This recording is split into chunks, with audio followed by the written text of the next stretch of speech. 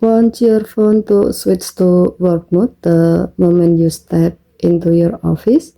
Here's how you set it up. First, go to Settings, swipe down from the top right corner of the screen to open up the Quick Settings panel. And then tap Setting icon. Scroll down the screen. Then tap Mode and Routine.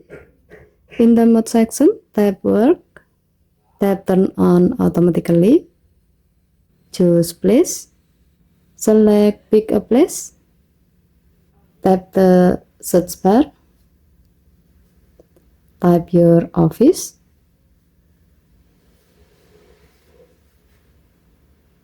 And choose it from the result. If needed, you can adjust the radius with the slider. It can be anywhere from 100 meters to 2000 meters with 150 meters as default. Also, make sure when I arrive is selected so work mode turns on when you get there. Tap Done to save your office location.